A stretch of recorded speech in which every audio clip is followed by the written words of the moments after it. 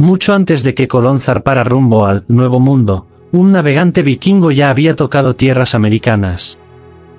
Leif Erikson, hijo del legendario Erik el Rojo, cruzó el Atlántico Norte guiado no por brújulas, sino por el ingenio, las estrellas y una voluntad inquebrantable. Su viaje, y los de su gente, nos habla de una civilización que fue mucho más que saqueos y espadas. Los vikingos surgieron de un paisaje implacable, fiordos helados, bosques densos y costas salvajes que moldearon una cultura dura, ingeniosa y profundamente comunitaria. En este entorno desafiante, los escandinavos construyeron una sociedad descentralizada, basada en clanes familiares, donde el liderazgo se ganaba con valor, sabiduría y fuerza. Lejos del estereotipo de simples guerreros, los nórdicos desarrollaron tecnologías sofisticadas, herrería avanzada, carpintería naval, sistemas agrícolas mixtos y una economía casera organizada por mujeres que eran clave en la supervivencia invernal. Además, tejieron redes comerciales que se extendían desde el Báltico hasta el mundo islámico, mucho antes del auge vikingo. Su cosmovisión, llena de dioses, gigantes y un destino marcado por el coraje, impulsó una cultura donde la gloria se encontraba más allá del horizonte. Y cuando la escritura aún no dominaba Europa, los escaldos, poetas de memoria prodigiosa, transmitían sagas que aún hoy nos hablan de honor, tragedia y resiliencia, que finalmente forjaría la mentalidad vikinga. Este evento cataclísmico dejó su huella en los anillos de los árboles y los núcleos de hielo, revelando que las temperaturas descendieron varios grados en todo el hemisferio norte. La evidencia arqueológica sugiere descensos demográficos de hasta el 50% en algunos asentamientos escandinavos debido a la pérdida de cosechas durante temporadas sucesivas. Los supervivientes, ante la escasez de recursos, se vieron obligados a adaptarse, desarrollando nuevas estructuras sociales y estrategias de adquisición de recursos más agresivas que posteriormente caracterizarían a la sociedad vikinga. Pero este desastre fue solo un punto de inflexión en una historia mucho más larga. La Edad del Bronce nórdica, que se extiende aproximadamente desde el 1700 hasta el 500 a.C., nos ha dejado extraordinarios registros visuales tallados directamente en las rocas costeras. Estos petroglifos, hallados en toda Escandinavia, pero especialmente concentrados en la región sueca de Bohuslán, representan elaboradas escenas de barcos, guerreros armados, procesiones rituales y partidas de caza. Un ejemplo particularmente impresionante en Tonam muestra un barco que transporta 13 figuras armadas, sorprendentemente similar a los largos barcos que aterrorizara a Europa durante 2 milenios después. A medida que el bronce dio paso al hierro alrededor del año 500 después de Cristo, la sociedad escandinava experimentó una drástica reestructuración y comenzaron a aparecer fortificaciones en las colinas por todo el paisaje, lo que sugiere un aumento de la competencia y los conflictos territoriales. Las excavaciones arqueológicas revelan que las armas especializadas se vuelven más comunes en los contextos funerarios, lo que indica el surgimiento de una élite guerrera diferenciada. En Nord-Springmur, Dinamarca, los arqueólogos recuperaron una canoa de guerra que data del 350 a.C. y que contenía equipo militar para 80 guerreros, evidencia de una guerra organizada siglos antes de la era vikinga. La circulación de mercancías romanas en Escandinavia revela que ya existían sofisticadas redes comerciales mucho antes de la primera incursión vikinga. Se han desenterrado monedas romanas, cuentas de vidrio y vasijas de bronce en yacimientos de Suecia, Dinamarca y Noruega, a veces a cientos de kilómetros de la frontera romana más cercana. En Boodme, en la isla danesa de Finan, las excavaciones descubrieron una enorme sala de cacique rodeada de talleres que producían joyería que combinaba diseños romanos con motivos nórdicos, lo que demuestra un intercambio cultural que se remonta al siglo III después de Cristo. El paisaje espiritual de la Escandinavia previkinga era igualmente complejo. Los cuernos de oro de Galaus del siglo IV, obras maestras de la orfebrería, posteriormente robados y fundidos en 1802, representan figuras que los estudiosos identifican como representaciones tempranas de dioses nórdicos. Estos elaborados objetos ceremoniales sugieren que la mitología registrada posteriormente en fuentes de la época vikinga se había estado desarrollando durante siglos. La evidencia arqueológica indica que los bosques. Esta es la historia real de los vikingos, exploradores, comerciantes, artesanos y visionarios. Una historia que desafía clichés y revela un legado que sigue vivo, más de 1000 años después. Sagrados y los pantanos servían como centros rituales donde se depositaban ofrendas, incluyendo armas, joyas y, a veces, seres humanos, para comunicarse con poderes sobrenaturales. Entre las ventanas más notables a la vida previkinga se encuentran los cuerpos de los pantanos, individuos cuyos restos se conservaron con extraordinario detalle en los ambientes ácidos y pobres en oxígeno de las ciénagas de Pit. El hombre de Talán, descubierto en Dinamarca en 1950, data aproximadamente del 400 a.C. Sus rasgos faciales están tan bien conservados que su ceño fruncido y su expresión pacífica son claramente visibles después de 2400 años. Las cuerdas que aún lo rodean. El cuello nos indica que murió ahorcado, probablemente como sacrificio ritual. El análisis del contenido de su estómago reveló su última comida, unas gachas de cebada, lino y plantas silvestres, lo que proporciona evidencia directa de la dieta previkinga. Estos asentamientos dispersos, redes comerciales y prácticas espirituales se fusionaron gradualmente en sociedades más complejas durante el periodo migratorio del 400 al 550 DC. La creciente prevalencia de los entierros en barca, donde se enterraba a individuos de alto estatus en vasijas junto con ajuares funerarios de gran valor, precede a los famosos entierros vikingos en barcos. En Vendel, Suecia, varias espectaculares tumbas en barca que datan de los siglos VI y VII contienen elaborados cascos, armas y artículos de lujo importados, lo que demuestra el poder emergente de las élites guerreras que eventualmente organizarían las primeras expediciones vikingas. Desde objetos funerarios sagrados hasta instrumentos de conquista, los barcos evolucionaron en el corazón de la cultura nórdica. Considere esta paradoja. Los invasores más temidos de la historia europea conquistaron no con superioridad numérica ni armamento, sino con embarcaciones tan versátiles que inutilizaron las defensas tradicionales. ¿Cómo pudo un simple barco de madera doblegar a los reinos más poderosos de Europa? La respuesta reside en el revolucionario diseño del barco largo vikingo. A diferencia de los voluminosos buques mercantes de sus contemporáneos, los constructores de barcos vikingos crearon una embarcación que combinaba cualidades aparentemente contradictorias: estabilidad marítima y extraordinaria maniobrabilidad en aguas poco profundas. Esta doble capacidad transformó los extensos sistemas fluviales de Europa, de barreras naturales a rutas vikingas, permitiendo a los invasores penetrar cientos de kilómetros tierra adentro, donde antes ningún ataque naval había sido posible. La genialidad de la construcción de barcos largos comenzó con el casco. Utilizando la técnica de construcción con clinker, los constructores de barcos superponían tablones de roble y los aseguraban con remaches de hierro, creando una coraza flexible capaz de absorber el embate de las olas sin romperse. Este enfoque, que priorizaba la coraza, difería fundamentalmente de los métodos de construcción naval mediterráneos, que primero construían la estructura interna. La embarcación resultante era lo suficientemente ligera como para que 30 hombres la transportaran por tierra, pero lo suficientemente resistente como para cruzar mar abierto. Atlántico. La quilla, una enorme pieza de roble que formaba la columna vertebral del barco, proporcionaba una estabilidad crucial sin sacrificar la velocidad. Maestros artesanos moldeaban cada quilla a partir de un único tronco de roble, seleccionando cuidadosamente árboles con la curva natural necesaria para el perfil del barco. Alrededor de este elemento central, construían una embarcación que podía alternar entre distintos métodos de propulsión según las condiciones. Cuando los vientos eran favorables, la vela rectangular de lana, que a menudo superaba los 11 metros cuadrados, proporcionaba una enorme potencia propulsiva. En condiciones de calma o navegando en aguas turbulentas, hasta 50 hombres podían mantener velocidades impresionantes. Esta combinación proporcionaba a los barcos largos un alcance operativo y una flexibilidad táctica sin precedentes.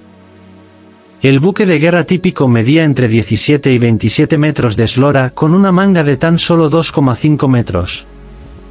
Unas proporciones notablemente estrechas contribuyeron a su legendaria velocidad. Los hallazgos arqueológicos confirman que los barcos de élite podían alcanzar los 15 nudos en condiciones ideales, superando prácticamente a cualquier competidor potencial. El barco largo no era solo un logro tecnológico, sino una piedra angular cultural. La construcción requería conocimientos especializados transmitidos de generación en generación por los navegantes. El análisis dendrocronológico de las embarcaciones preservadas muestra una cuidadosa selección de la madera, roble para los elementos estructurales y pino para el entablado, cosechado durante las temporadas óptimas para maximizar su durabilidad. La innovación marítima nórdica se extendió más allá del diseño básico de un barco largo, incluyendo embarcaciones especializadas para diferentes propósitos. El elegante drekar, o barco dragón, con su imponente proa tallada, servía principalmente para la guerra, mientras que el nar, más ancho y de mayor calado, transportaba mercancías y ganado en expediciones comerciales de larga distancia. El carp, más pequeño, proporcionaba un transporte versátil para los viajes locales y la pesca. El impacto psicológico de estas embarcaciones es innegable. La repentina aparición de barcos largos, imponentes como dragones, que surcaban el mar se convirtió en sinónimo de terror en toda Europa. Las crónicas contemporáneas describían las distintivas siluetas de las flotas nórdicas que se acercaban como presagios de una destrucción inevitable, una reputación que otorgó a los vikingos una ventaja estratégica incluso antes de que comenzara la batalla. Estas naves de destrucción también se convirtieron en las mayores herramientas de descubrimiento de la humanidad. Con solo las estrellas, el comportamiento de las aves y misteriosos cristales que podían encontrar el sol en días nublados, los navegantes vikingos lograron lo que debería haber sido imposible, llegar a Norteamérica 5 siglos antes de que Colón zarpara. Cuando la mayoría de los navegantes europeos temían perder de vista la costa, los navegantes nórdicos se lanzaron al mar abierto con una confianza asombrosa. Esta maestría marítima no se basaba en la superioridad tecnológica, sino en una profunda comprensión de las claves de navegación de la naturaleza. Los marineros vikingos memorizaban los patrones migratorios de ballenas y aves marinas, reconociendo que ciertas especies permanecían a distancias específicas de la Tierra. Observaban cambios sutiles en el oleaje que indicaban islas cercanas incluso antes de que se hicieran visibles en el horizonte y rastreaban algas flotantes y madera a la deriva que sugerían la proximidad a las costas. Quizás lo más impresionante fue su uso de la navegación astronómica. Sin instrumentos, los timoneles vikingos seguían la estrella polar y desarrollaban una comprensión rudimentaria de la latitud. Reconocieron que la altura de la estrella polar sobre el horizonte descendía al navegar hacia el sur y ascendía al viajar hacia el norte.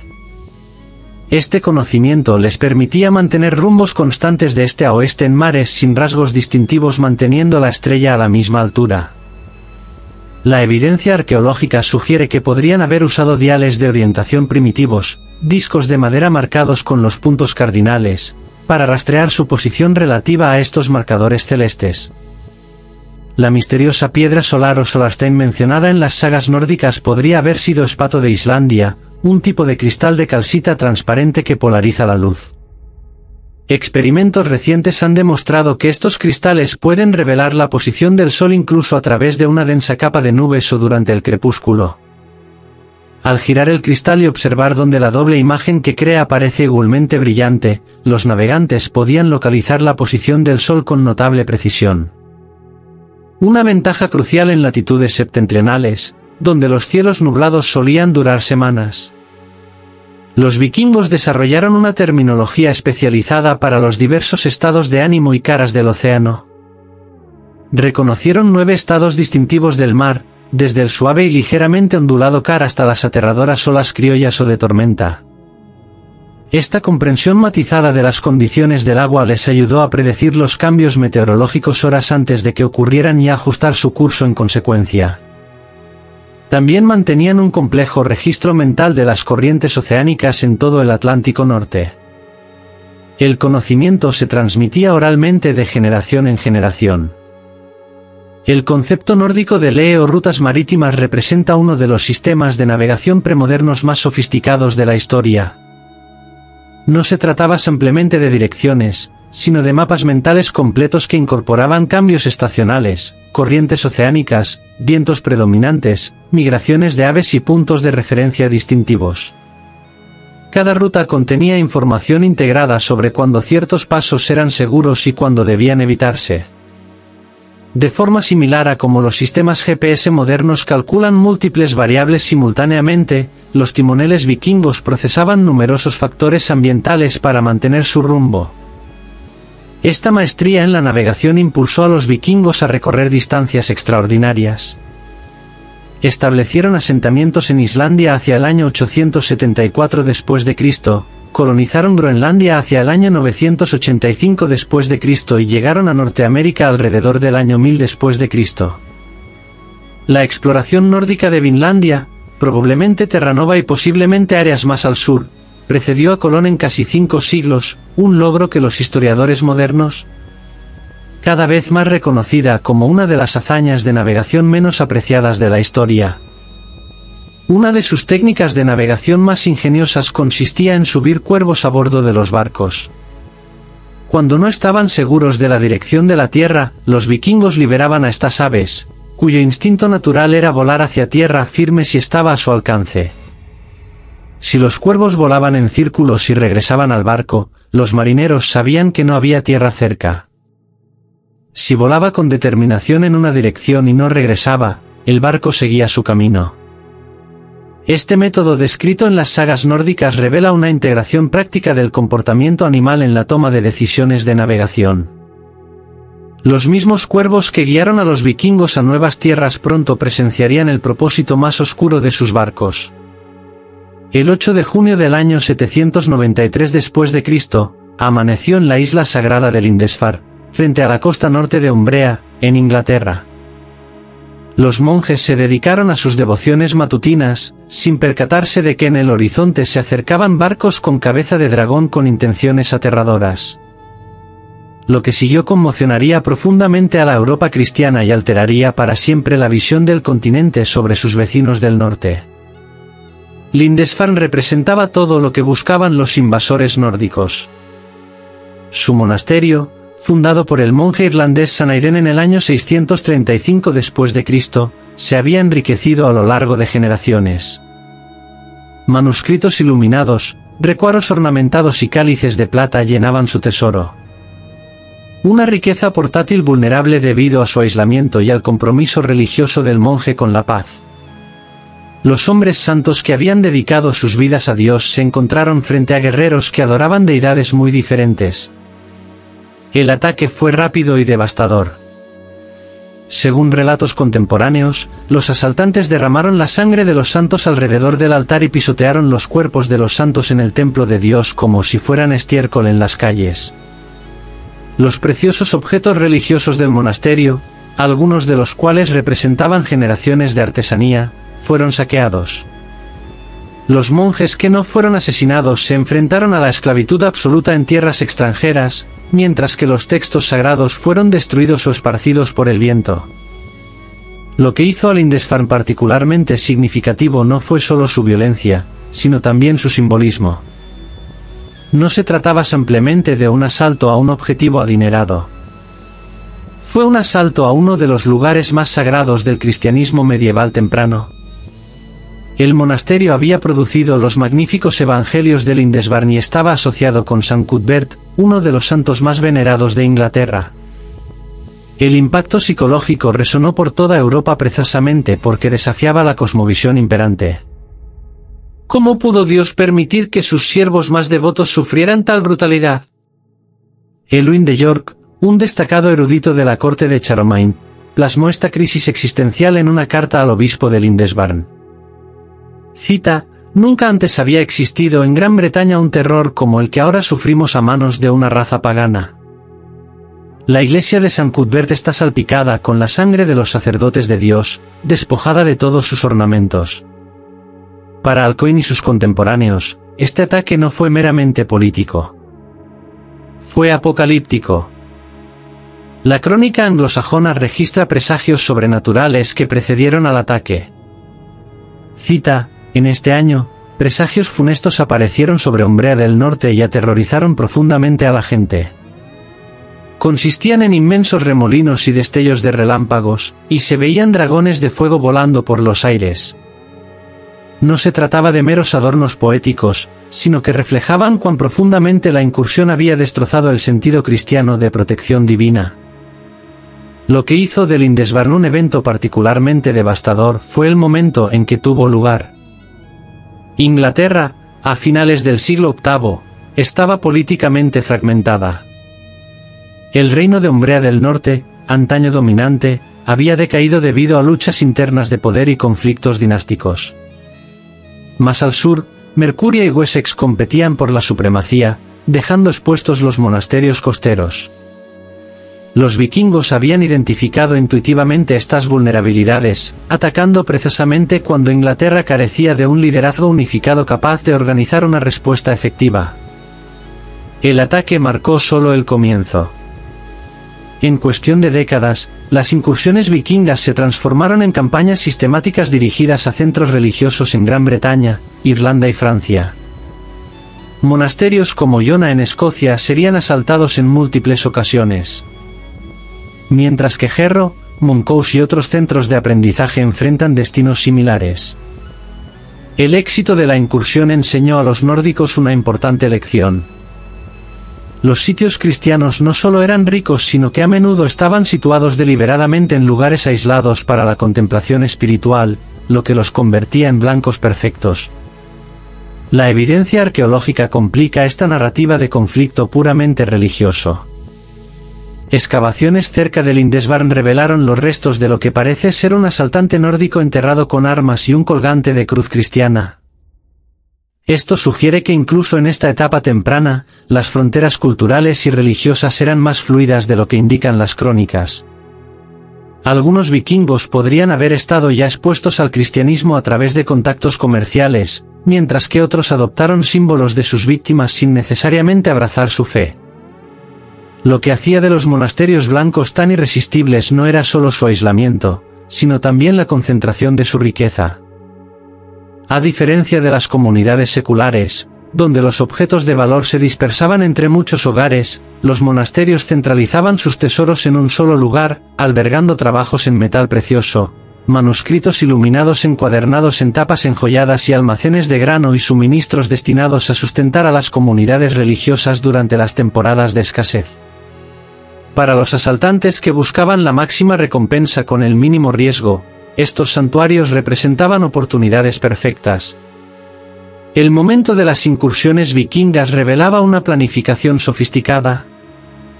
Muchas incursiones coincidían con importantes festividades cristianas, como la Pascua o la Navidad, cuando los tesoros de los monasterios se llenaban de objetos ceremoniales y los peregrinos visitantes aportaban riquezas adicionales.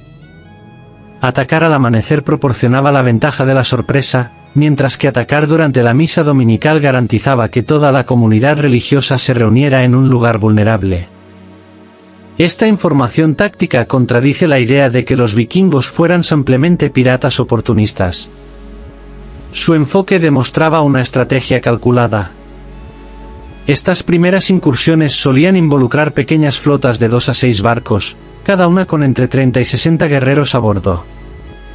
El tamaño modesto permitía velocidad y sigilo, lo que permitía a los asaltantes desaparecer antes de que las fuerzas locales pudieran movilizarse.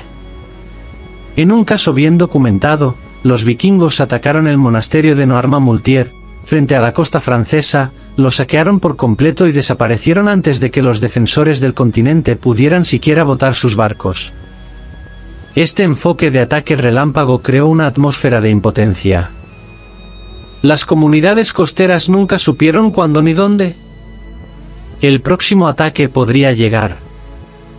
A medida que se difundía la noticia de estas incursiones vikingas, un terror psicológico se apoderó de las regiones costeras.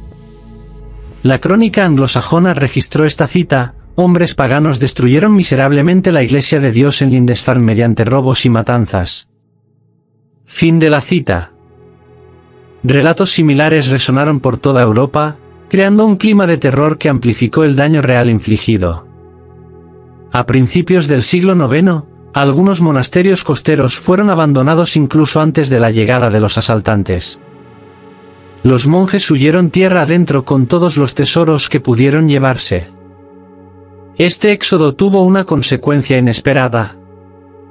A medida que las comunidades religiosas se reubicaban en las regiones del interior, trajeron consigo manuscritos, reliquias y conocimientos que, de otro modo, podrían haber permanecido concentrados en centros costeros vulnerables.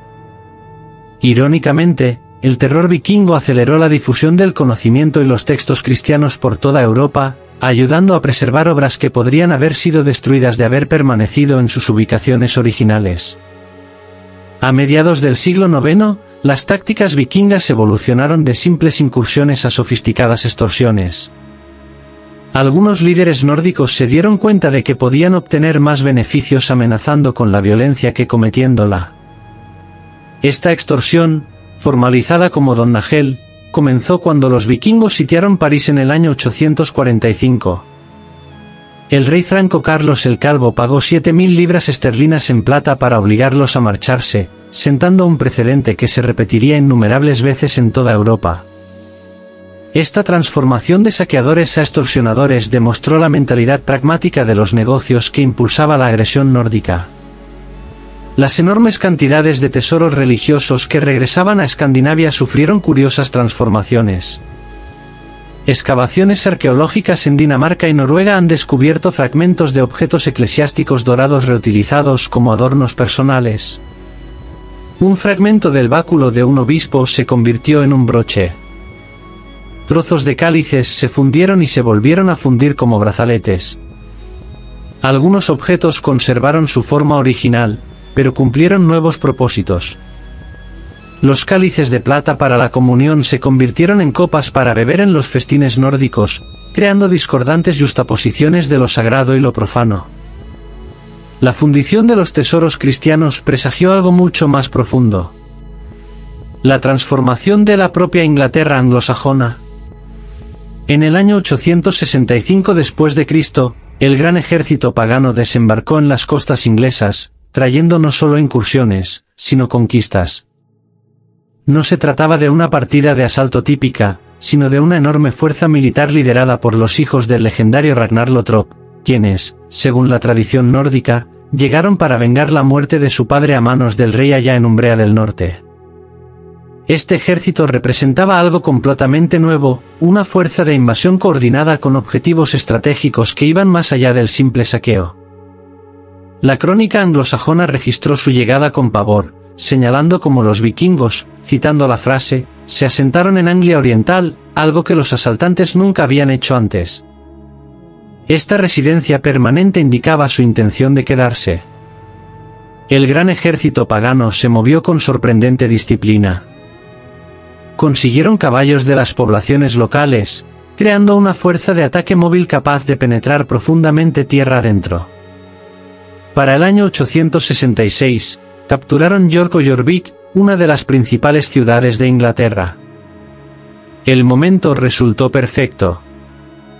Umbrea del Norte se vio envuelta en una guerra civil entre los reyes rivales Aya y Osberht, quienes dejaron de lado temporalmente sus diferencias para enfrentarse a la amenaza vikinga. Su resistencia unida llegó demasiado tarde. Ambos reyes murieron intentando recuperar York.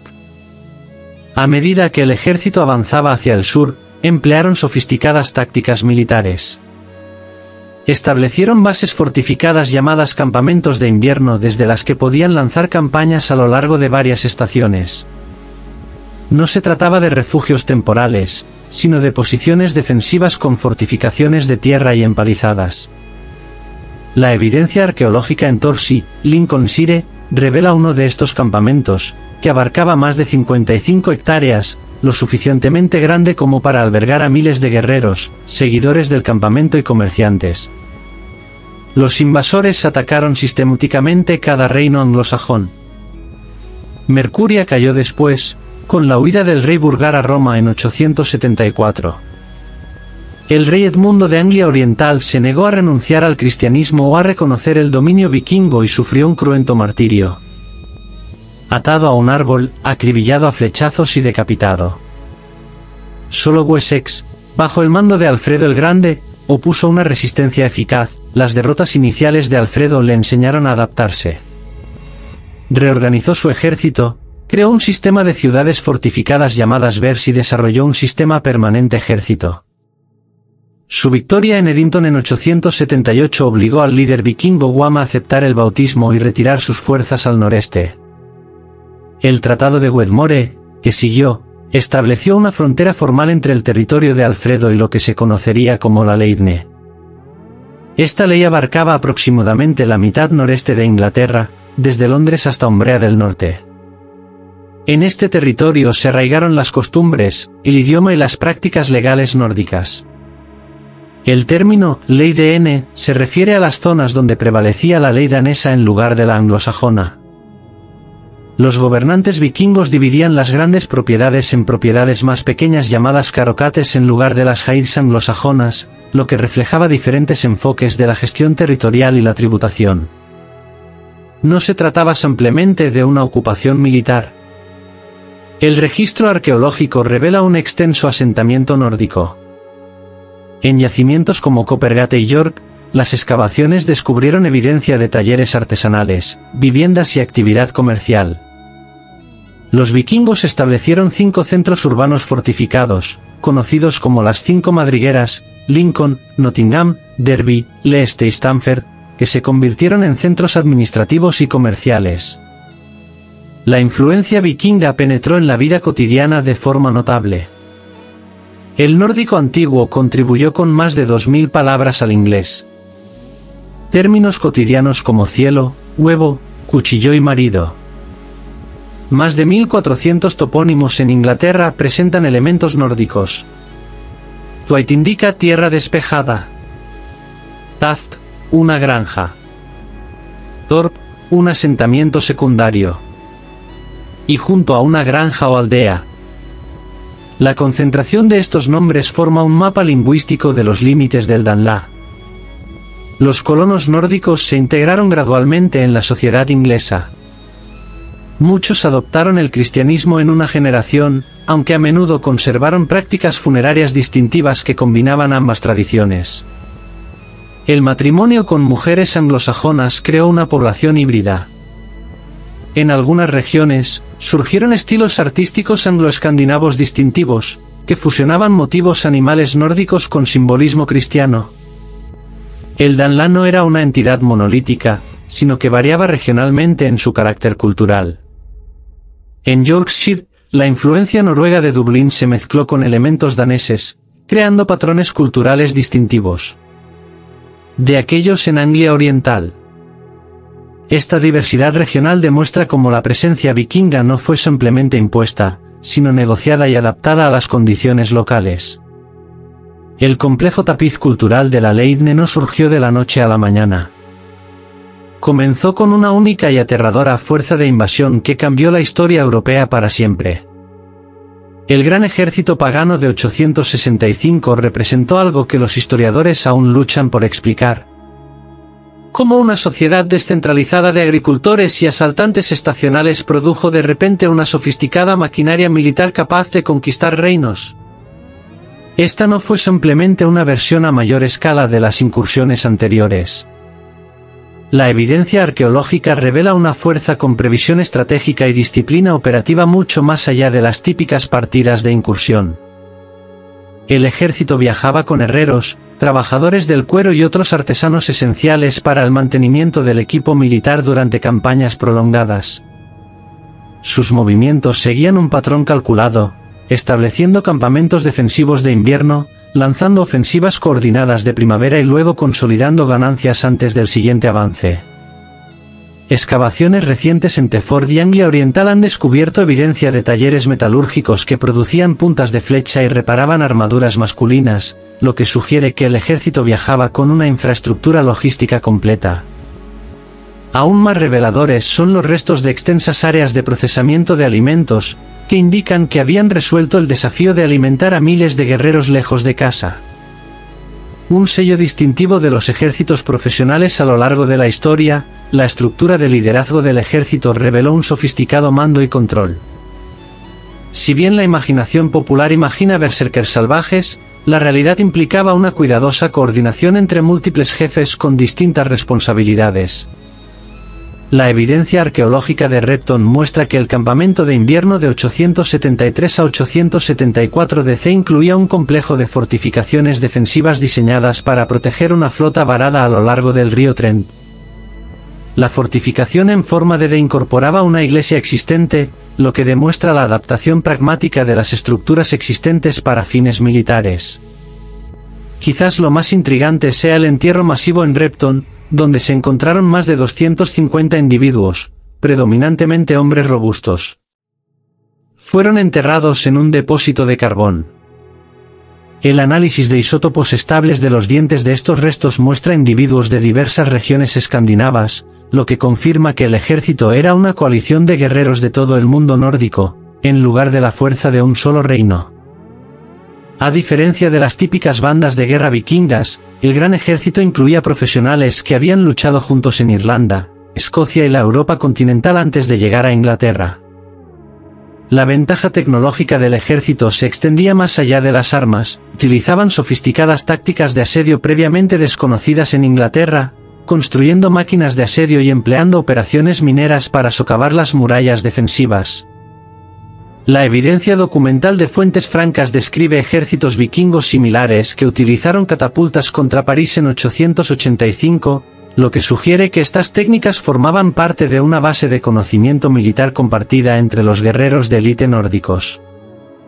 La evidencia numismática, el estudio de las monedas, revela otra dimensión de su estrategia. A los 2 años de establecer el control sobre York, los vikingos comenzaron a acuñar su propia moneda, lo que sugiere una preocupación inmediata por la administración económica. Estas monedas, con cruces cristianas y símbolos nórdicos, no eran meras herramientas de propaganda, sino instrumentos prácticos para la recaudación de impuestos y el comercio, demostrando una notable previsión administrativa. El aspecto más fascinante de la campaña del Gran Ejército fue su adaptabilidad.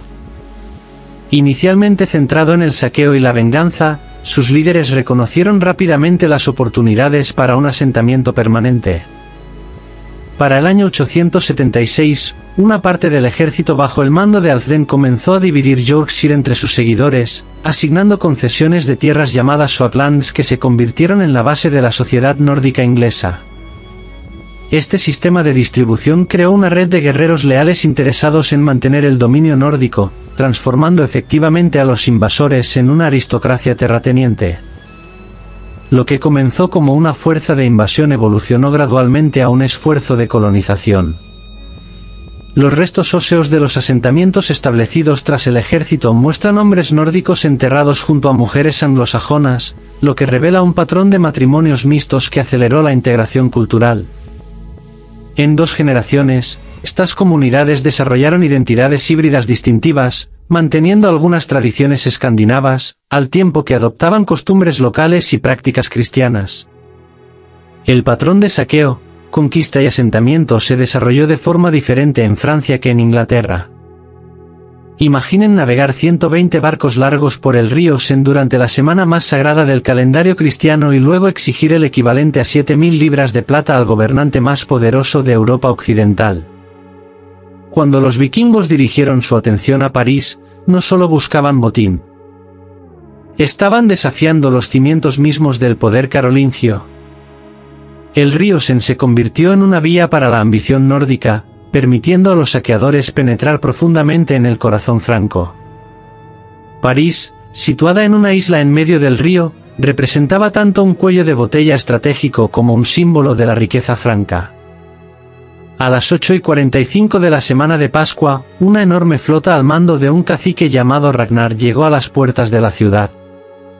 Las crónicas francas contemporáneas describen el terror mientras los vikingos saqueaban sistemáticamente iglesias y monasterios antes de que el rey Carlos el Calvo, nieto de Carlomagno, pagara un enorme rescate para obligarlos a marcharse. Este primer asalto estableció un patrón que se repetiría en toda Francia: atacar, devastar y exigir el pago. Pero el enfrentamiento más dramático se produjo 4 décadas después. En diciembre de 885, una fuerza vikinga estimada en entre 10.000 y 30.000 guerreros en cientos de barcos se acercó a París. Esta vez, la ciudad estaba mejor preparada.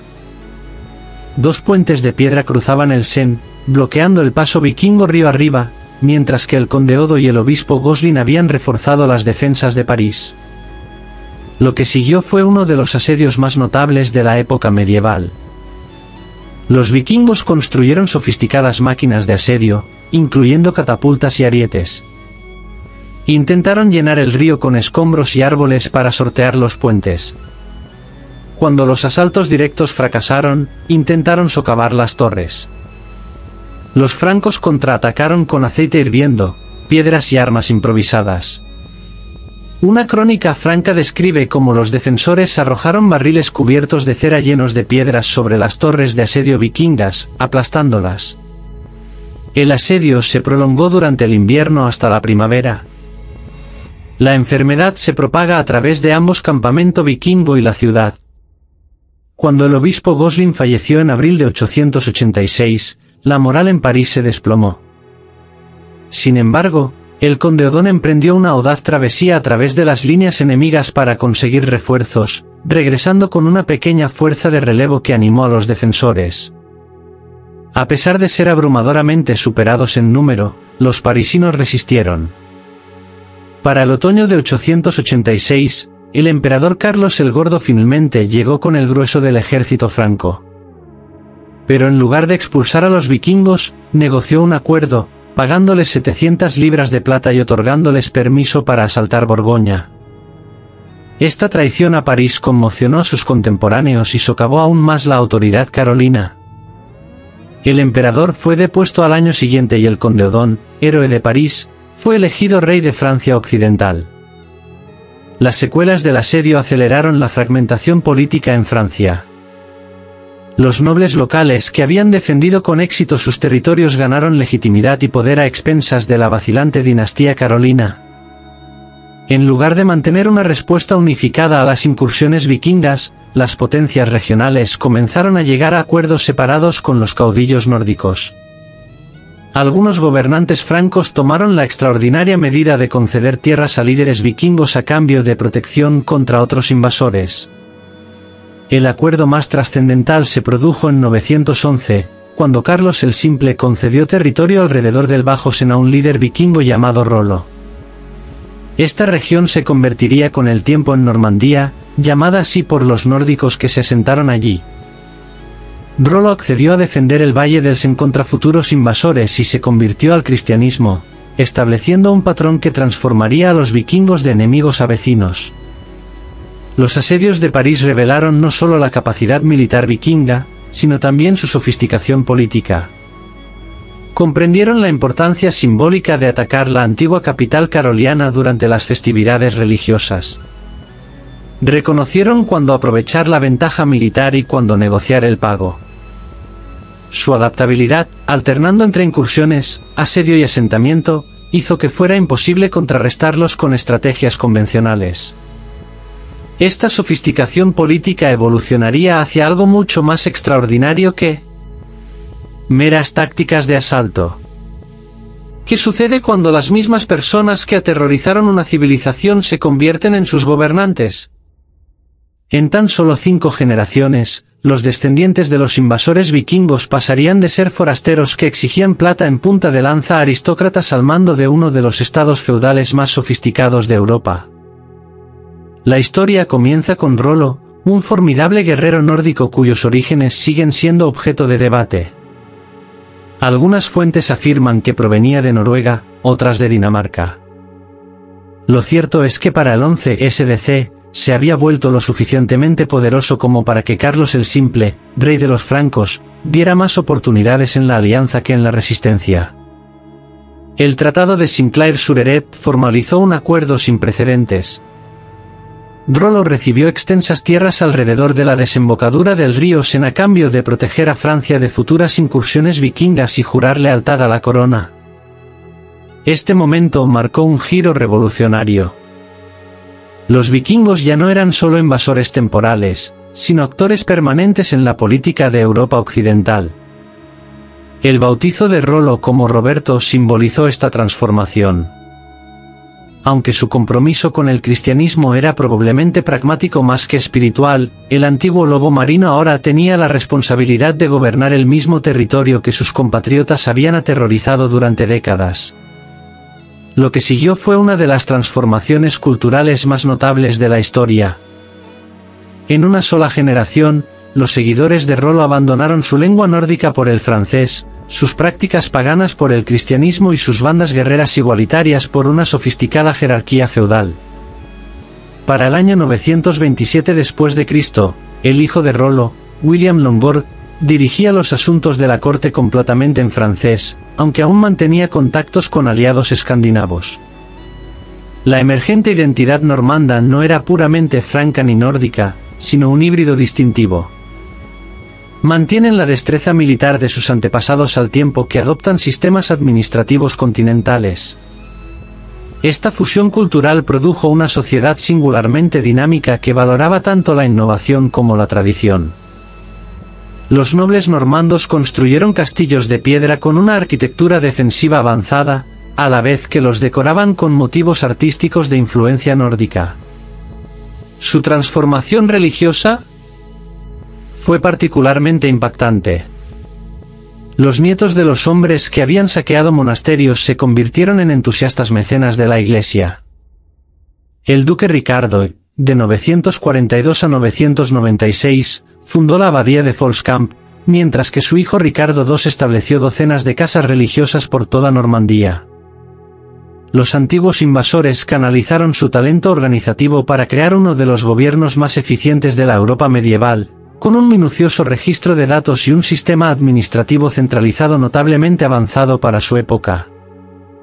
La capacidad militar de Normandía continuó expandiéndose durante los siglos X y XI.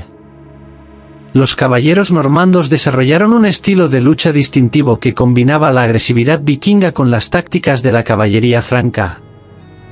Su reputación se extendió por toda Europa, atrayendo a ambiciosos guerreros de Escandinavia, Bretaña y Flandes que buscaban fortuna bajo el liderazgo normando. Esta destreza militar pronto encontró expresión más allá de las fronteras de Normandía. A principios del siglo XI, los aventureros normandos se habían establecido en el sur de Italia, arrebatando gradualmente territorios a los gobernantes bizantinos y musulmanes. La conquista normanda de Sicilia, completada en 1091, creó un reino mediterráneo donde árabes, griegos y normandos coexistieron bajo el dominio de los descendientes de guerreros vikingos. Sin embargo, la conquista normanda más famosa fue, sin duda, la de Inglaterra. En 1066, Guillermo el Conquistador, tataranieto de Rollo, reunió una enorme fuerza de invasión para reclamar el trono inglés. Su victoria en Hastings transformó radicalmente la sociedad inglesa, reemplazando a la aristocracia anglosajona por nobles normandos e introduciendo el feudalismo continental en la isla. El logro normando no tuvo precedentes. Crearon una red de reinos que se extendía desde el Mar del Norte hasta el Mediterráneo, todos gobernados por descendientes de colonos vikingos. Sus innovaciones administrativas, especialmente en Inglaterra, sentaron las bases de los sistemas de gobierno modernos que perduran hasta nuestros días. El Mar de Irlanda se convirtió en una ruta azul para los invasores vikingos ya en el año 795 después de Cristo, cuando los barcos nórdicos aparecieron por primera vez en las costas orientales de Irlanda. Islas con monasterios como Lambea y Iona ofrecía objetivos perfectos, rica, aislada y carente de defensas contra los atacantes Seaborn. Estas primeras incursiones fueron rápidas y devastadoras, y los monjes y sus preciados artefactos religiosos desaparecieron en los mitos del norte junto con los tesoros locales. Pero Irlanda no era solo una parada más en el circuito de clasificación vikingo. Ofrecía algo mucho más valioso que el botín momentáneo. Lo que comenzó como incursiones estacionales se transformó en algo permanente para la década de 840. En 841 después de Cristo, un grupo de guerreros nórdicos estableció un asentamiento fortificado al que llamaron Dublinlin en la desembocadura del río Liffey. Este no era simplemente un campamento temporal, sino un fuerte alargado, un puerto defendido donde los barcos podían atracar con seguridad y los guerreros podían asentarse. Las excavaciones arqueológicas han revelado que estos primeros colonos construyeron importantes estructuras de madera a lo largo de lo que ahora es Good Key, creando una base que con el tiempo se convertiría en uno de los puertos más dinámicos de la Europa medieval. El genio estratégico de la ubicación de Dublín es innegable. Ubicada en la confluencia de los ríos Lfy y Ple, ofrecía puertos protegidos con acceso a vías navegables interiores, a la vez que mantenía rápidas rutas de escape hacia mar abierto. Los vikingos reconocieron rápidamente su potencial como algo más que una simple base de asalto. Podría convertirse en el nexo de una vasta red comercial que se extendía desde el círculo polar ártico hasta el norte de África. A mediados del siglo IX, Dublín se había transformado en un vibrante centro comercial.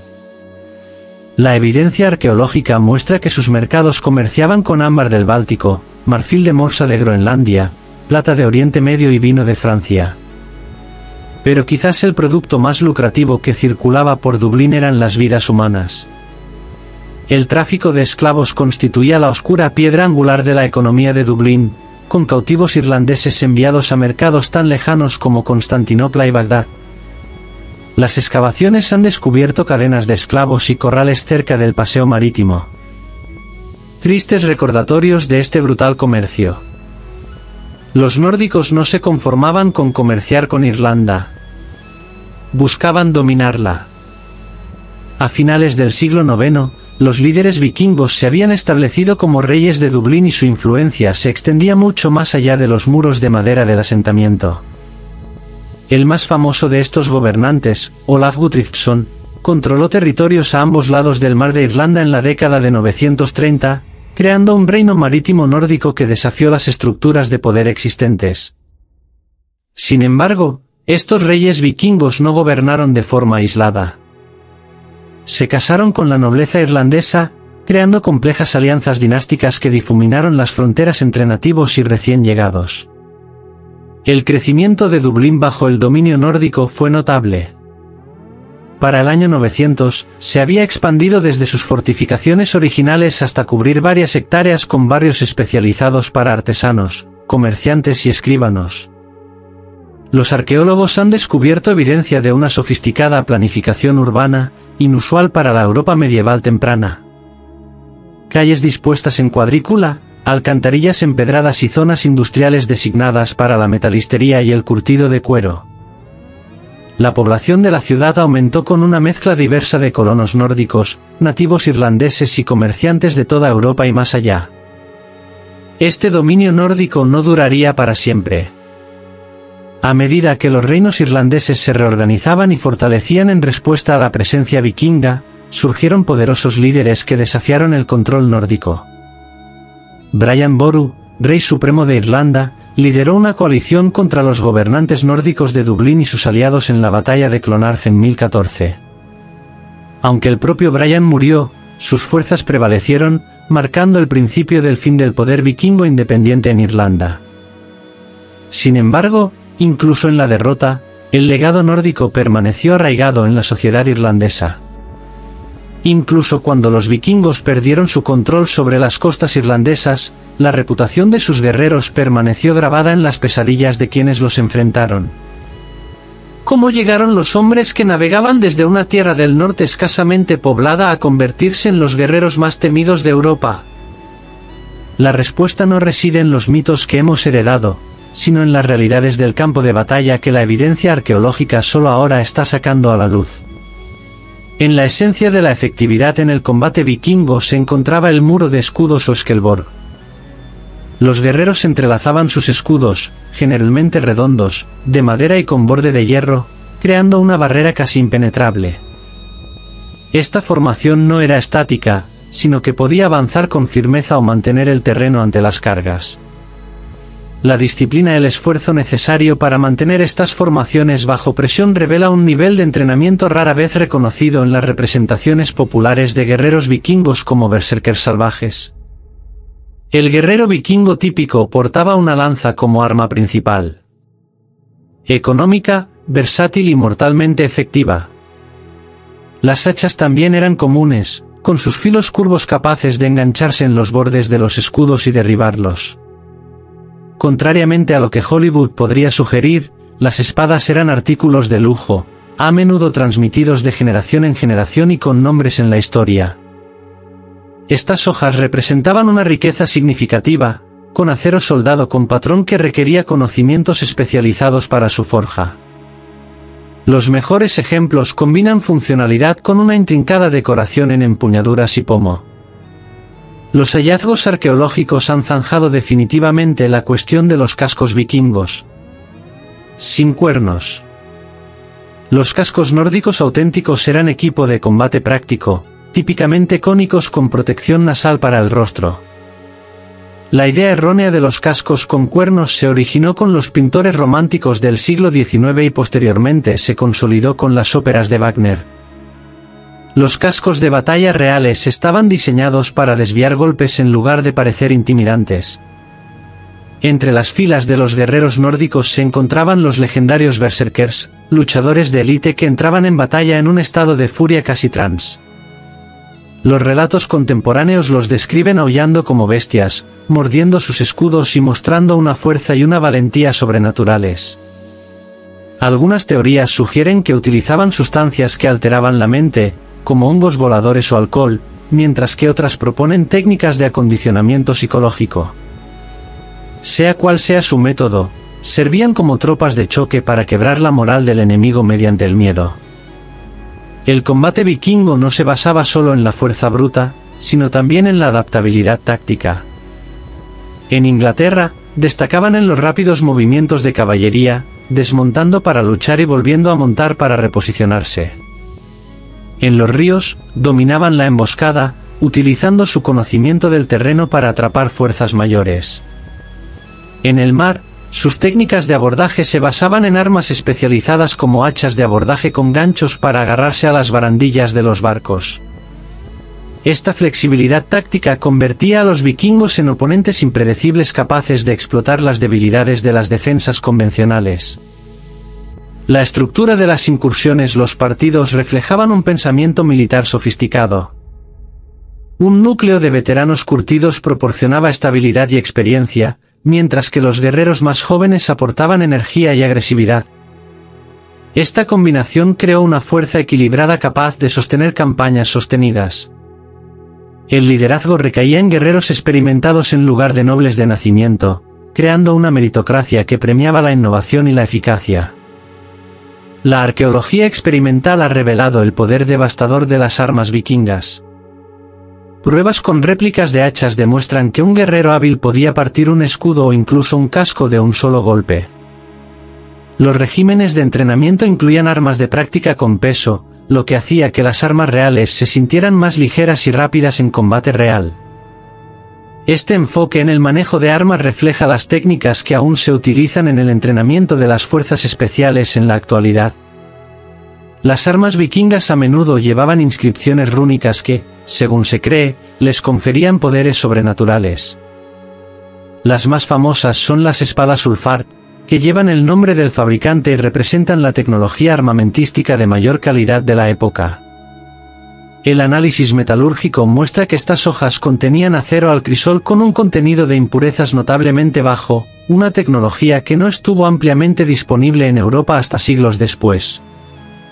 Esto sugiere que los comerciantes nórdicos adquirían materiales avanzados a través de las rutas comerciales orientales que llegaban hasta el mundo islámico.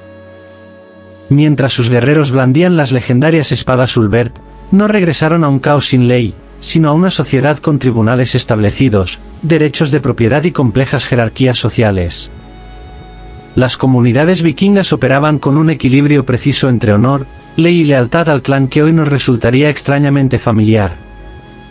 Un mundo donde la reputación podía ser tu mayor activo o tu mayor vulnerabilidad. La estructura social del norte estaba claramente definida, pero permitía una movilidad social poco común en los sistemas medievales posteriores. En la cima se encontraban los iles, jefes y nobles que poseían vastas tierras e inspiraban lealtad mediante una combinación de cuna, riqueza y destreza militar.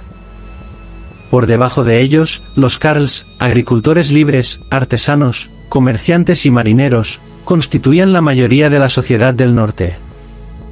No eran campesinos oprimidos, sin orgullosos terratenientes independientes que participaban en el gobierno y podían amasar una riqueza considerable. En la base estaban los THRS, esclavos capturados en incursiones o nacidos en cautiverio, quienes realizaban los trabajos más duros, pero a veces podían ganar o comprar su libertad. El corazón del gobierno vikingo era el Ting, una asamblea de hombres libres que combinaba elementos del parlamento, la corte y el festival. Aquí, bajo cielos abiertos en lugares sagrados, las comunidades se reunían para resolver disputas, establecer leyes e incluso elegir reyes. El Althing de Islandia, establecido en el año 930 después de Cristo, representa el sistema parlamentario en funcionamiento continuo más antiguo del mundo. Durante estas asambleas, hábiles oradores podían influir en la opinión pública, mientras que los expertos legales, llamados oradores, recitaban complejos códigos legales completamente de memoria, preservándolos de generación en generación antes de que se escribieran. La justicia en la sociedad nórdica funcionaba sin prisiones ni fuerzas policiales. En cambio, la propia comunidad ejecutaba las sentencias mediante un sofisticado sistema de compensación y presión social. El asesinato, por ejemplo, requería el pago de Vergildo Manpei a la familia de la víctima, con cantidades cuidadosamente calibradas según su estatus social. Aquellos que se negaban a acatar las sentencias legales se enfrentaban a la aterradora condena de proscrito. Declarados cabeza de lobo, podían ser asesinados en el acto sin consecuencias, expulsados de la protección de la ley y la comunidad. Los lazos familiares formaban la base de la sociedad nórdica, con hogares que a menudo abarcaban varias generaciones bajo un mismo techo. La importancia de los linajes se manifestaba en elaboradas recitaciones genealógicas, y algunos islandeses aún hoy pueden rastrear su ascendencia hasta los colonos vikingos originales. Las disputas familiares podían persistir durante generaciones, y cada asesinato exigía una respuesta. Sin embargo, incluso estos conflictos operaban dentro de límites culturales con reglas específicas sobre quién podía ser el objetivo y cuándo era apropiada la venganza.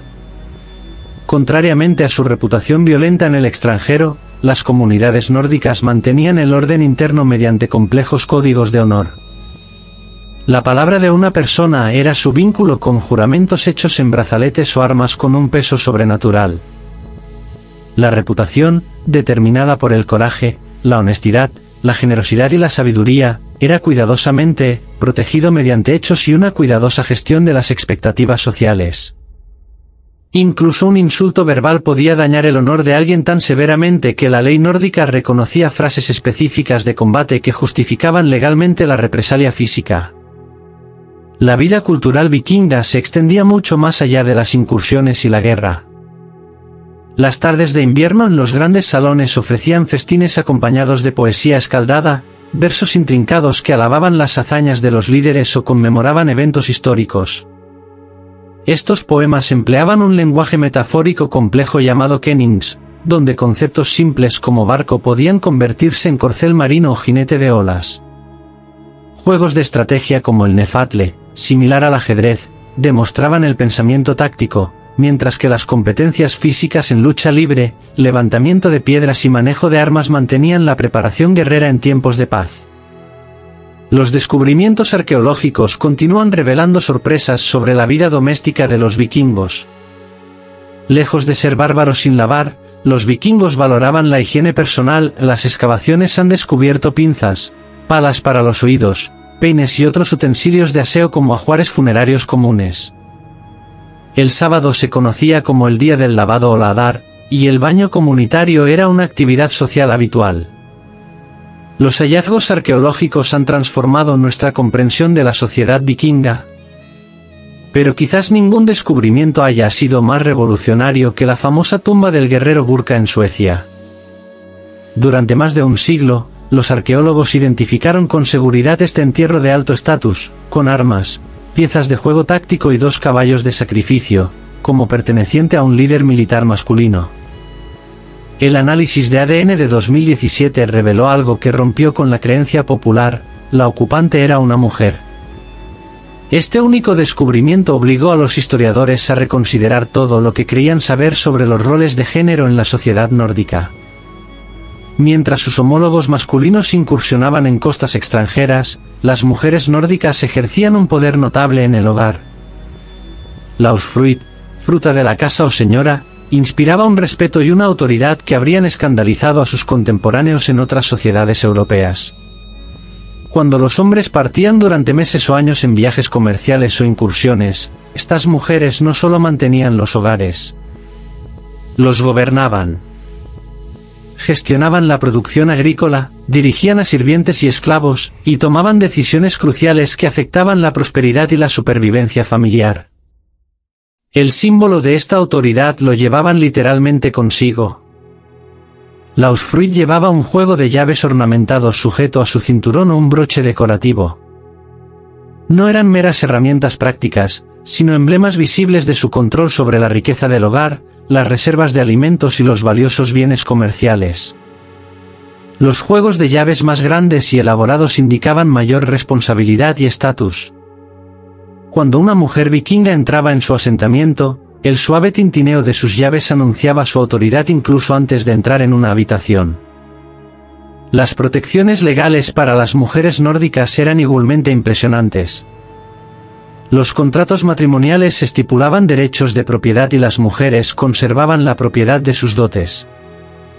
Si un marido maltrataba a su esposa, la abandonaba sin causa o incumplía sus obligaciones, ella podía iniciar el proceso de divorcio en la asamblea. Tras un divorcio exitoso, podía reclamar sus bienes en dote, un nivel de independencia financiera prácticamente inaudito en la Europa medieval. Las sagas, esos grandes depósitos de la historia y la mitología nórdicas, ofrecen numerosos ejemplos de figuras femeninas poderosas. Mujeres guerreras como la Herta y la hija de Freyguserik ocupan un lugar destacado, al igual que reinas políticamente astutas y cirros influyentes. Esta última, conocida como Gulba, inspiraba tal respeto que incluso los reyes buscaban su sabiduría profética. La evidencia arqueológica respalda estas representaciones literarias con tumbas femeninas que contienen no solo joyas y artículos domésticos, sino también ocasionalmente armas, bastones rúnicos y otros símbolos de autoridad espiritual o mariscal. La influencia de las mujeres también se extendió a los reinos espirituales. Las practicantes femeninas realizaban rituales domésticos privados para asegurar la fertilidad, las buenas cosechas y la protección familiar. Algunas alcanzaron fama como sanadoras utilizando el conocimiento herbolario transmitido de generación en generación. La vulva viajaba entre asentamientos realizando rituales mágicos complejos que incluían transiciones, profecías y comunicación con otros mundos. Sus bastones ceremoniales, vestimentas especiales y conocimiento ritual les otorgaban un estatus que trascendía las fronteras sociales ordinarias. Las artesanas también dejaron su huella en la cultura nórdica. El registro arqueológico revela mujeres trabajando como hábiles artesanas creando textiles, joyas y artículos decorativos. Algunas dominaron la escritura rúnica, convirtiéndose en skaldkone o poetisas que preservaban historias familiares y creaban versos conmemorativos. Su trabajo textil, especialmente la creación de velas para barcos largos, fue crucial para la expansión y el comercio nórdicos. Sin estas velas intrincadamente tejidas, la era vikinga podría no haber existido. Aunque menos comunes que sus homólogos masculinos, la evidencia sugiere que algunas mujeres participaron en combate. Reevaluaciones recientes de sitios de enterramiento en Escandinavia han identificado múltiples tumbas femeninas que contienen armas y equipo de guerrero.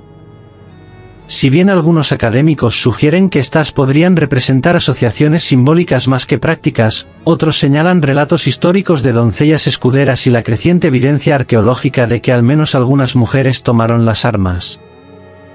La guerrera burka no era necesariamente típica, pero formaba parte de una tradición con profundas raíces históricas. Más allá de los campos de batalla, donde las guerreras forjaron su legado, se encuentra una isla volcánica que presenció quizás el acto más revolucionario de los vikingos. En Islandia, los colonos nórdicos no se limitaban a saquear o comerciar. Crearon una sociedad sin reyes, donde la ley sustituyó al señorío y los hombres libres se reunieron para tomar decisiones colectivamente. Este remoto puesto fronterizo del Atlántico se convirtió en el escenario del experimento vikingo más audaz de la historia, creando una civilización completamente nueva desde cero. Alrededor del año 870 después de Cristo, los barcos noruegos comenzaron a aparecer en las imponentes costas islandesas. A diferencia de otras expansiones vikingas, esta migración no se centró principalmente en el saqueo o la conquista. Encontraron precisamente eso en la aislada e indómita naturaleza de Islandia. Cuando llegaron los nórdicos, la isla estaba prácticamente despoblada. Los únicos habitantes anteriores habían sido un pequeño grupo de monjes irlandeses llamados papar. En los relatos nórdicos, quienes habían establecido ermitas buscando la soledad, pero las abandonaron con la llegada de los nórdicos paganos. Este vacío creó algo extraordinario en la historia medieval, una oportunidad para establecer una sociedad sin estructuras de poder preexistentes, sin una aristocracia arraigada y sin antecedentes de obligaciones feudales. El periodo de asentamiento, o landmold, transformó Islandia rápidamente. Los primeros pioneros, como Ingulfur Arnarson, reclamaron vastos territorios y los subdividieron entre sus seguidores y los que llegaron posteriormente. Para el año 930 después de Cristo, la mayor parte de la tierra cultivable ya había sido reclamada, lo que generó tensiones entre familias rivales y la necesidad de un sistema formal de gobierno. La solución fue revolucionaria, el establecimiento del todo. Una asamblea anual donde los hombres libres se reunían en Thingdalir o planos de asamblea para resolver disputas, crear leyes y nombrar oradores que memorizaban y recitaban el código legal. La asamblea se celebraba en un espectacular entorno natural, un valle del Rift donde las placas tectónicas europea y norteamericana se separan visiblemente. Aquí, los islandeses crearon lo que los historiadores consideran la primera democracia parlamentaria funcional del mundo. El todo no era solo un órgano de gobierno. Representó un rechazo radical a la autoridad monárquica en favor de la toma de decisiones comunitaria. Mientras gran parte de Europa permanecía atrapada en rígidas jerarquías feudales, Islandia desarrolló una sociedad gobernada por el consenso entre agricultores libres. La dureza de la vida islandesa moldeó esta cultura única. Los colonos se enfrentaron a inviernos gélidos, temporadas de cultivo cortas y paisajes volcánicos con tierras cultivables limitadas. El aislamiento de la isla significaba que, una vez que los barcos se quedaban atrapados en el hielo en invierno, las comunidades tenían que ser completamente autosuficientes durante meses. Estos desafíos fomentaron una increíble capacidad de adaptación. Los islandeses desarrollaron especialidades en textiles, alimentos en conserva y técnicas de construcción innovadoras utilizando turba y piedra para aislarse del frío intenso. Lo que realmente distinguió a Islandia fue su extraordinario logro literario. A pesar de su aislamiento, o quizás debido a él, los islandeses se convirtieron en los escritores e historiadores más prolíficos de la Europa medieval. No solo registraron sus propios historias de asentamiento, pero preservaron la memoria cultural más amplia del mundo nórdico. Las grandes sagas islandesas, escritas principalmente en los siglos XII y XIII, capturaron las complejas disputas legales, las disputas familiares y los viajes heroicos de generaciones anteriores con notable perspicacia psicológica y sofisticación narrativa. Quizás lo más notable sea que Islandia desarrolló su distintiva tradición legal de resolución de disputas de sangre, que priorizaba la compensación sobre la venganza. Si bien las disputas podían tornarse sangrientas, el sistema legal buscaba restaurar la armonía social mediante pagos cuidadosamente calculados, en lugar de intensificar los ciclos de violencia. Este enfoque práctico de la justicia reflejaba una sociedad donde la interdependencia era necesaria para la supervivencia.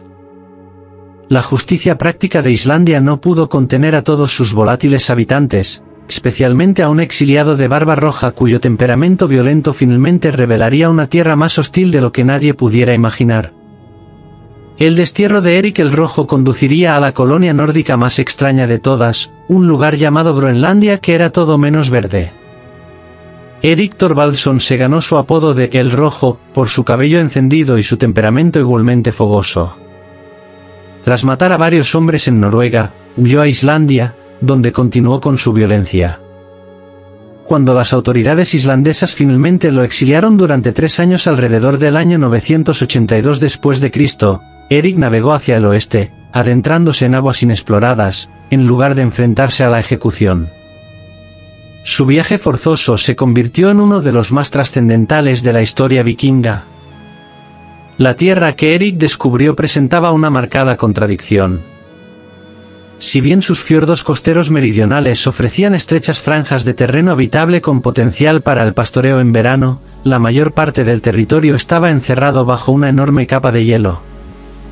Al finalizar su exilio, Eric regresó a Islandia con historias de esta Groenlandia, un ejemplo temprano del ingenio vikingo en el marketing.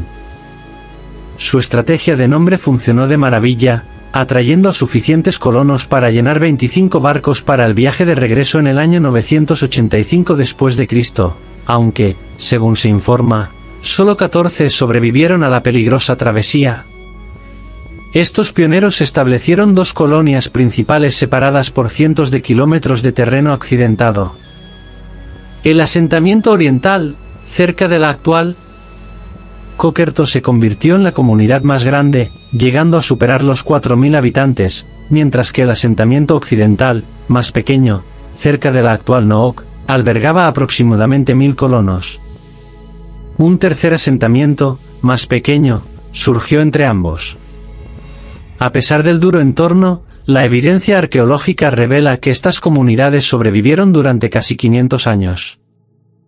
La vida cotidiana en el norte de Groenlandia requirió una adaptación extraordinaria. Los colonos construyeron casas largas, parcialmente enterradas en el suelo para aislarlas, con gruesos muros de piedra y turba. Criaban principalmente ganado vacuno, ovino y caprino. Si bien mantener vivo al ganado durante los crudos inviernos de Groenlandia requería inmensas reservas de forraje recolectadas durante los breves meses de verano, la caza complementaba su dieta de forma crucial. La carne de foca proporcionaba proteínas y grasas esenciales, mientras que el marfil de morsa y narval se convirtió en su producto de exportación más valioso. La determinación de los groenlandeses por mantener su identidad nórdica en este paisaje desconocido es notable. Construyeron más de una docena de iglesias de piedra, incluyendo la impresionante Catedral de Gardar, con sus muros de 12 toneladas de espesor. Importaron productos europeos a un alto precio. Los arqueólogos han descubierto fragmentos de campanas de iglesia, vidrieras, vasijas de bronce y finos textiles. Esta insistencia en los adornos culturales europeos revela orgullo y quizás necesidad psicológica. Su identidad como europeos, y no como pueblos árticos, les importaba profundamente. Alrededor del año 1200 después de Cristo, el pueblo Thuli, ancestro de los Inuit modernos, emigró a Groenlandia desde el norte de Canadá.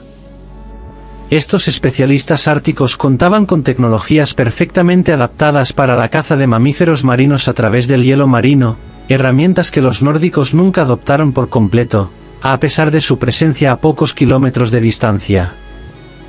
La evidencia de interacción entre ambos grupos sigue siendo escasa y ambigua.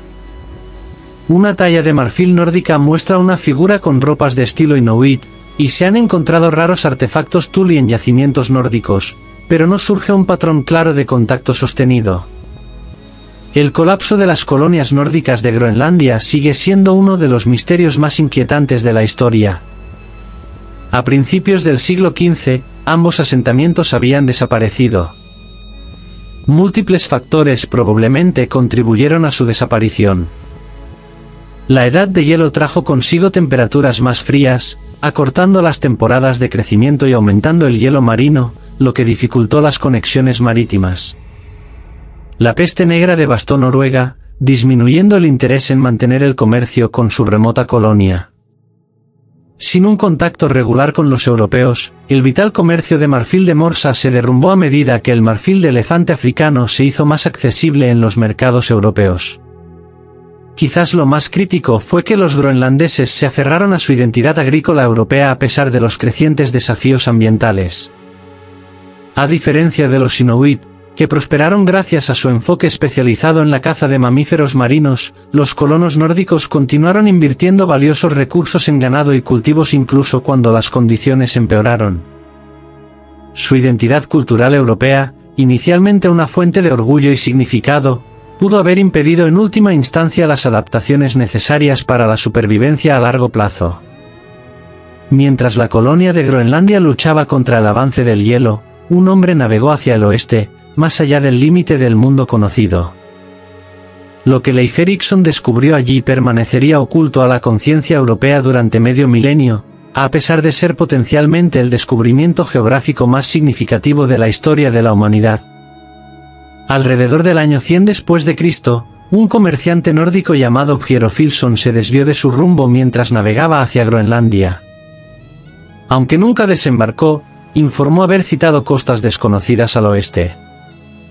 Estas tentadoras historias llegaron a manos de Leif Erikson, hijo de Erik el Rojo, quien compró el barco de Verney y reunió una tripulación de 35 hombres para investigar estas misteriosas tierras. A diferencia de su padre, quien nombró Groenlandia de forma engañosa para atraer colonos, Leif nombraba lo que encontraba según sus características más llamativas. Navegando hacia el oeste desde Groenlandia, la expedición de Leif se topó primero con un paisaje rocoso y árido dominado por glaciares. Lo llamó el Ano Tierra de Losas de Piedra, probablemente correspondiente a la actual isla de Baffin. Continuando hacia el sur, llegaron a una costa llana y boscosa que Leif denominó Markland o Tierra Forestal, probablemente el actual Labrador. La expedición continuó hacia el sur hasta descubrir una tierra verde con uvas silvestres, ríos llenos de salmón y campos de trigo sembrados por sí solos. Un paisaje desolado contrasta con los asentamientos congelados que dejaron atrás. Esta próspera región, llamada Vinlandia o Vino, conducía a un sitio ahora identificado como Lance o Meadows, en el extremo norte de Terranova. Las excavaciones arqueológicas de la década de 1960 revelaron evidencia irrefutable de la presencia nórdica. El asentamiento incluía 8 edificios, casas alargadas construidas al distintivo estilo nórdico, con muros de turba sobre estructuras de madera. Entre los artefactos recuperados se incluyen un alfiler de bronce para sujetar capas, una lámpara de aceite de piedra y un uso para hilar lana. Todos con un diseño inequívocamente nórdico. La datación por carbono confirmó la ocupación alrededor del año 100 después de Cristo, lo que coincide perfectamente con la cronología descrita en las sagas. El asentamiento era modesto pero significativo, albergaba aproximadamente entre 70 y 90 personas y funcionaba principalmente como base de invierno y estación de reparación para futuras exploraciones. A diferencia de las colonias permanentes de Groenlandia, Lansol Meadows parece haber estado ocupado solo unos pocos años. Desde este campamento base, expediciones más pequeñas se aventuraron más al sur, posiblemente llegando a regiones tan lejanas como el Golfo de San Lorenzo o incluso Nueva Inglaterra. Lo que hace que este logro sea notable es que los nórdicos navegaron por el traicionero Atlántico Norte utilizando herramientas sencillas, observación celestial, conocimiento de los vientos predominantes y una profunda familiaridad con las aves marinas y los patrones de la vida marina.